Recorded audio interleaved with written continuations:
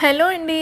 ఎలా ఉన్నారు? ఫ్లైట్‌కైతే రెడీ అయిపోయాను. టైం మధ్యాహ్నం 3 అవుతోంది. ఫస్ట్ ఇంపార్టెంట్ పనుంది అది చేసుకోవాలి. నా కాలు చూసారు కదా! ఎంత నొప్పొస్తుందో అసలు. నేనైతే హీల్స్‌కి ప్రొటెక్టివ్ ప్యాడ్స్ యూజ్ చేస్తానండి. సో, ఇది నేను లాస్ట్ 5 మంత్స్ అయింది పెట్టుకుని పాతది. సో, ఒక సైడ్ అయితే ఇలా చిరిగిపోయింది కదా! ఇంకా లాస్ట్ 3 డేస్ నుంచి నేను చేంజ్ చేయాలనుకుంటున్నా మర్చిపోతున్నాను. చెయ్యలేదు కాబట్టి నా కాలు పరిస్థితి చూసారు కదా! అలా అయింది. షూ బైట్ భయంకరంగా.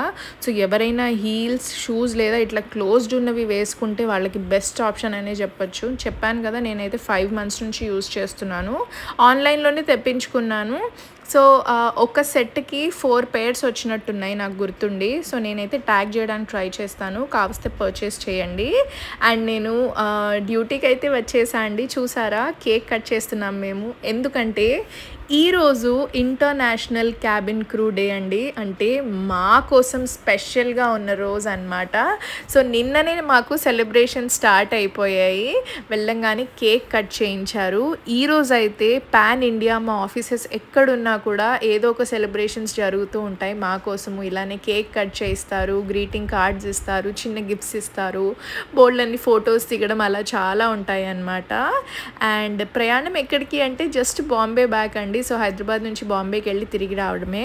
అండ్ ఈ ఎయిర్‌క్రాఫ్ట్ చూస్తున్నారా? లుఫ్తాన్జా కార్గో అండి. ఎంత పెద్దగా ఉంది కదా ఎయిర్‌క్రాఫ్ట్.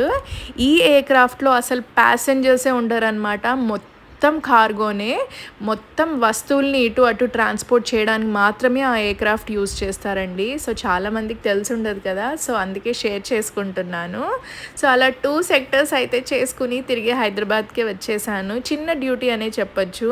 అండ్ ఇంకా ఇంటికి వచ్చేసరికి కన్నయ్య అయితే పడుకుని ఉన్నాడు. సో, నేను ఫ్రెష్ అప్ అయిపోయి ఇంకా కాసేపు మా ఆయనతో కబుర్లు చెప్పి నేను కూడా ఇంకా పడుకుండిపోయా.